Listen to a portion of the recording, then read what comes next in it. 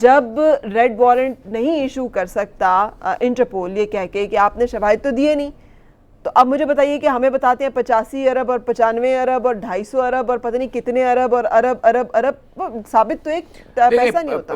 دنیا پوری جو ہے بہت بے بس ہے اس معاملے کے اندر۔ یہ جو جنیوا کا شہر ہے، اس شہر کے اندر کم از کم 5000 کے قریب پولیٹیشنز کے جعلی اکاؤنٹس ہیں کھلے ہوئے، اور پورے کا پوری اکانومی جو ہے نا دنیا میں سب سے زیادہ اس وقت جو پر کیپٹا انکم ہے وہ جنیوا کی ہے۔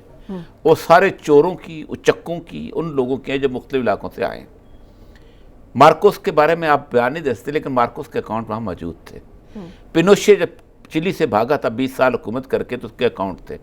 نوریاگا جب نکلا تھا تو اس کے اکاؤنٹ تھے، ٹھیک ہے، ان ساروں کے۔ اب مسئلہ سارا یہ ہوتا ہے کہ یہ تمام جو ہیں انٹرنیشنل آرگنائزیشنز، یہ ملک، یہ ان چوروں اور اچکوں کی کمائی سے اپنی زندگی گزار رہے ہوتے ہیں۔ اچھا، وہ کیوں ہمارے ریڈ وارنٹ کو کریں گے، یا ہمارے ان کو کریں گے اپنا جو ہم دلیل لے کے جاتے ہیں؟ جو مدتوں ایک قانون رہا ہے کہ آپ اس انفارمیشن کو شیئر ہی نہیں کر سکتے کہ جو کسی کے بینک اکاؤنٹ کی سوئٹزرلینڈ کے اندر ہے۔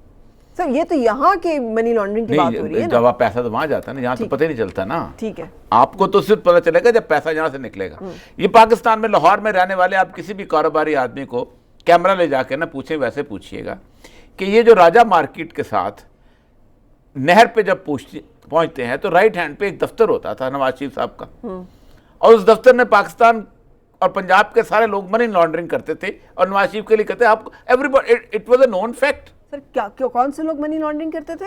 وہ آفس تھا جی، اور سعید مہدی صاحب کے گھر کے ساتھ، ٹھیک ہے، ٹھیک ہے، ٹھیک ہے، اس میں 4-5 لوگ بیٹھے ہوتے تھے، اس میں اسحاق ڈار صاحب بھی ہوتے تھے، ٹھیک ہے۔ یہ حکومتی اہلکار تھے؟ نہیں، حکومتی اہلکار، ان کا ایک بزنس۔ اچھا، منی لانڈرنگ حکومتی نہیں، حکومتی اہلکار نہیں کرتے، منی لانڈرنگ تو بزنس کرتی ہے نا۔ مسئلے مجھے سمجھ نہیں آتی نا۔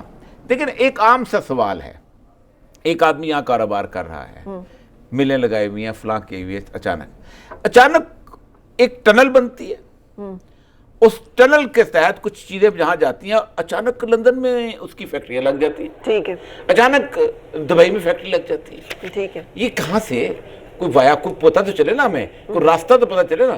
اس کا جواب مانگتے ہیں تو وہ کہتے ہیں ہم پاکستانی نیشنل نہیں ہیں۔ ٹھیک ہے۔ اصل مسئلہ یہ ہے کہ بڑے طور پر وائٹ کالر پروفیشن کے اندر کہیں پر جب تک دوسرے ممالک کے لوگ، جس دن یہ سوال حمزہ شہباز سے انگلینڈ کی گورنمنٹ پوچھے گی، اس سے اپنا حسن نواز سے کہ بتاؤ پیسہ کس دن آیا، اس دن پتہ چلے گا، ٹھیک ہے، وہ نہیں پوچھیں گے۔ اچھا راجہ عامر عباس